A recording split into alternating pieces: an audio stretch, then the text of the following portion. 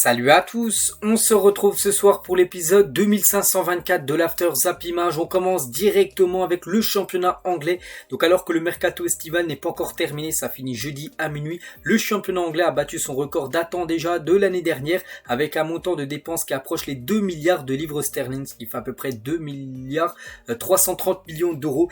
Ils ont déjà battu leur record, là, ce moment-là, ce 26 août par rapport à la saison dernière sur tout l'ensemble du mercato. Donc on pense encore qu'il va y avoir des transferts du côté de l'Angleterre qui va encore dépenser. Donc voilà, chaque année on a l'impression que le championnat anglais par rapport au mercato d'avant, l'été d'avant, donc à chaque fois il dépasse, en gros c'est nouveau un record. Donc peut-être l'été 2024 ça sera un record, ils battront le record qu'il est là actuellement de cet été 2023 pour vous dire tout simplement que les droits TV en Angleterre sont complètement fous et les sommes sont gigantesques. C'est pour ça que bien sûr ça dépasse maintenant les milliards d'euros les transferts de tous les clubs en Angleterre.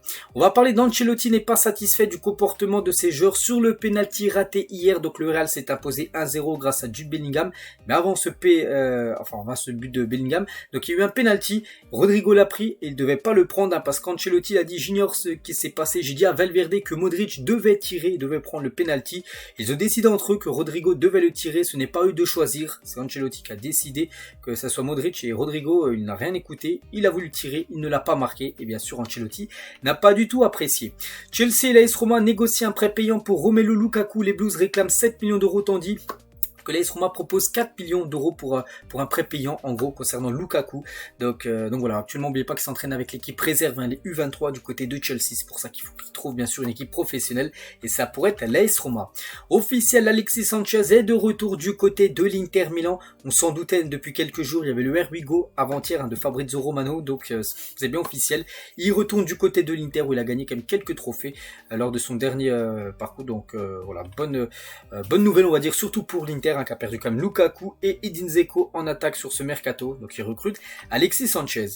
Je remercie l'Arabie Saoudite de m'avoir accueilli parce que je me sens très heureux ici. Je répète encore et encore que la Ligue saoudienne sera l'une des meilleures ligues du monde. Voilà ce qu'a pu dire Cristiano Ronaldo hier après son triplé lors d'un match de championnat. Ils ont gagné 5-0, un triplé de Ronaldo et un doublé de Sadio Mané. Il dit que l'ambition est toujours la même, rivaliser avec les plus grandes ligues du vieux continent, donc les grandes ligues en Europe bien sûr, voire même les dépasser. Voilà ce que peut dire Cristiano Ronaldo. Il est très content maintenant de jouer du côté de l'Arabie, du côté de Al Nasser, et que bien sûr beaucoup de clubs saoudiens ont beaucoup recruté, que peut-être le championnat saoudien gênera peut-être et arrivera peut-être au même niveau que les grands championnats on peut dire en Europe. L'équipe de Al Khalej donc est intéressée par Gelson Martins, l'ailier portugais. Le joueur international portugais ne serait pas sensible à cette nouvelle aventure en Arabie Saoudite, comme beaucoup de joueurs. L'AS Monaco demande 5 millions d'euros pour laisser partir son joueur. Néanmoins, le club saoudien a une préférence pour Khaled Nareh, ailier du POK Salonique. Mais bon, ça peut être une option. Gelson Martins.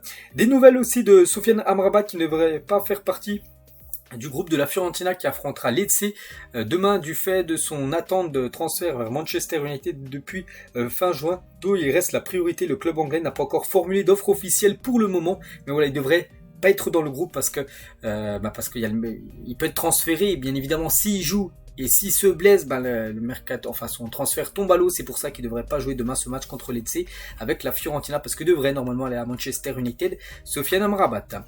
Vidéo incroyable en gros, c'est la conférence de presse de Pochettino, et interrogeant en conférence de presse sur Malang Sarr, c'est un journaliste qui lui pose une question sur Malang Sarr, est-ce qu'il va y faire confiance. Pochettino ne sait même pas de qui il s'agit, tellement qu'il a deux joueurs sous contrat du côté de Chelsea. Il a parlé à son conseiller qui est juste à côté, il a dit mais c'est qui Malang Sarr alors que c'est un joueur de Chelsea. Totalement fou, donc voilà, c'est vrai que c'est surréaliste, tellement qu'il y a de joueurs sous contrat. C'est vrai que Pochettino ne se souvient même plus de ces joueurs qu'il a dans son effectif. Kevin De Bruyne ne pense pas que Mbappé puisse gagner le Ballon d'Or au PSG. Le Belge a mis le Français à la 3e position au classement du Ballon d'Or. Je ne pense aussi que c'est plus difficile pour lui de le gagner au PSG. Il a dit qu'au PSG, il a un peu moins de chances de le gagner que s'il était, par exemple, en Real, parce qu'il dit il y a des rumeurs à Madrid pour Mbappé. S'il y va, peut-être que je le mettrai premier pour remporter le Ballon d'Or. Donc voilà ce que dit De Bruyne. En gros, il conseille quasiment à Mbappé s'il veut gagner le Ballon d'Or d'aller plutôt jouer au Real Madrid que au Paris Saint-Germain. Et toujours avec Kevin De Bruyne, il a dévoilé aussi son top 3 des meilleurs milieux de terrain de Première Ligue. Il a mis en première position Bruno Fernandes. N'oubliez pas qu'il est milieu de terrain. Bon, il s'est pas mis, sinon je pense qu'il a pu se mettre à la première position. Donc il a mis Bruno Fernandes premier, Martin Odegaard deuxième et James Maddison à la troisième position. Officiel Azmoum, donc Sardar Azmoum est prêt avec option d'achat à l'AS Roma par le Bayer Leverkusen, montant de l'option d'achat 12 millions d'euros. Voilà, c'est officiel. Bonne chance à lui. Très bon joueur, un joueur sous-coté, ce joueur qui débarque du côté de l'équipe de José Mourinho. La Fédération espagnole de football annonce vouloir intenter une action en justice contre Jenny Hermoso, affirmant le fait qu'elle ait menti sur un baiser non consensuel. L'organisme ajoute également que les jeux sont dans l'obligation de jouer sous les couleurs de la sélection espagnole suite au refus de nombreuses joueuses, parce que j'en ai parlé sur ma chaîne principale à midi, que toutes les joueuses, pour apporter le soutien de Jenny Hermoso, elles refusaient de rejouer avec l'Espagne. En gros, la Fédération espagnole de football dit qu'elles n'ont pas le droit, hein, si elles sont convoquées, elles sont obligées de jouer. Donc voilà, président de jouer pour l'équipe nationale espagnole tant que le président de la fédération est en place. Voilà, donc voilà, c'est vrai que c'est très très chaud, ça fait beaucoup parler. C'est bien, ils ont gagné la Coupe du Monde, on a l'impression qu'on parle plus de ce qui s'est passé avec ce bisou que de la victoire en Coupe du Monde des filles espagnoles. C'est dommage, hein, voilà, c'est vraiment dommage d'avoir terni l'image, on va dire, de cette Coupe du Monde gagnée par rapport à par rapport à ce bisou. Et dans un communiqué, la fédération espagnole fait l'analyse du baiser de Rubiales à Hermoso, concluant que c'était consenti. Donc Jennifer Hermoso, avec ses bras, on peut voir ses bras qu'elle prend. Regardez, elle met ses bras voilà, sur les épaules du président. Et pour la fédération espagnole, n'oubliez pas que c'est dirigé par Luis Rubiales, en gros ça a été consenti ce bisou. C'est-à-dire qu'elle voulait le faire, ce bisou sur la bouche. Donc voilà, hein, vraiment ça va dans tous les sens bien sûr. Et comme je dis, hein, c'est dommage, hein, voilà vraiment ça.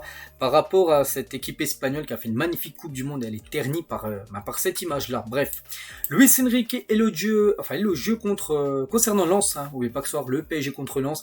Et Luis Enrique en conférence de presse sur Lens, il a dit: je considère le match comme une rencontre de Ligue des Champions. Je trouve que c'est une équipe qui met beaucoup de rythme et qui génère des occasions. Ça sera un match charnière pour les deux équipes. C'est vrai, surtout que les deux équipes ont commencé très mal le championnat. PSG 2 nuls, hein, on espérait mieux. Et du côté de Lens, c'est un nul, une défaite. Donc voilà, encore pire. Donc c'est vrai que là, c'est un match quasiment pour lancer la saison, que ce soit pour le PSG ou pour l'équipe de Lens. Et concernant ce match ce soir, et c'est officiel, Gonzalo Ramos est forfait pour le choc face à Lens ce week-end. Il est incertain, je l'avais dit à midi, on a connu le groupe là en début d'après-midi, il n'est pas dedans tout simplement, Gonzalo Ramos. L'effectif du Maroc est très bon et très complet, mais vont-ils assumer leur statut de favori à la CAN 2024 ? Peut-être, hein, c'est avec la sélection marocaine qui a fait une magnifique Coupe du Monde. Mon objectif maintenant pour eux, bien performer lors de la CAN, et c'est regarder ce 11 potentiel, le 11 qui pourrait être aligné par Regragui, le sélectionneur marocain lors de la CAN, tout simplement, avec des très très gros joueurs. Et à chaque fois on peut voir juste en dessous, par exemple, je sais pas, de Ziyech, on peut voir des joueurs en tout petit, c'est des joueurs en gros remplaçants, hein, bien sûr, si Ziyech par exemple n'était pas présent. On va parler de Lovren et Anthony Lopez, donc deux joueurs blessés qui manquent beaucoup à Lyon, devraient faire le retour dans le groupe lyonnais après la trêve, hein, c'est-à-dire qu'ils devraient encore louper le match, le match c'est quand ils jouent Lyon, je crois, demain, et voilà, ils devraient faire le retour après la trêve internationale. C'est que par exemple, surtout Lopez a beaucoup manqué, parce que Rémi Rioux, hein, du côté de Lyon au cage, hein, c'est très compliqué. Et toujours du côté de Lyon, Maitland Nice, donc nouvelle recrue, hein, sur son choix de rejoindre Lyon, il a dit: je veux pouvoir jouer en Europe au niveau le plus élevé, je veux aider le club à revenir en Ligue des Champions, j'ai déjà regardé la Ligue 1 plusieurs reprises à la télévision, et c'est pour ça en gros que il a décidé tout simplement de rejoindre cette équipe de l'OL.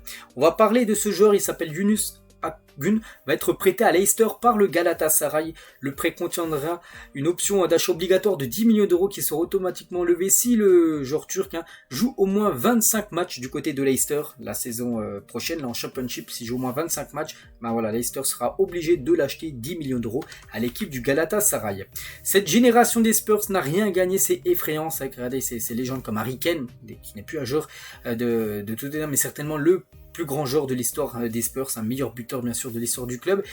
Eriksen bien sûr à l'époque, Delali qui était très bon à l'époque du côté de Tottenham, Hugminson toujours présent, Hugo Lloris le gardien, Walker, Kyle Walker le défenseur droit. C'est que cette grande équipe de Tottenham n'a jamais rien gagné, donc c'est que cette équipe de Tottenham gagne très très peu de trophées dans leur histoire.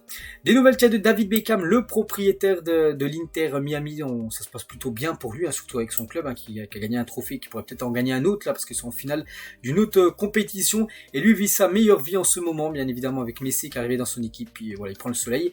L'ancien joueur par exemple du PSG, du Real Madrid, de l'AC Milan ou même de Manchester United. Les transferts les plus chers de la Ligue 1 vers la Première Ligue, le premier c'est toujours Nicolas Pepe, il avait été transféré de Lille à Arsenal pour 80 millions d'euros. Deuxième, Ndombele de Lyon à Tottenham 62 et Doku de Rennes à City 60. Je sais pas si c'est 60 ou 65, c'est un des deux, parce que des fois je vois 60, des fois je vois 65, mais voilà le top 5 des plus gros transferts de la Ligue 1 au championnat anglais.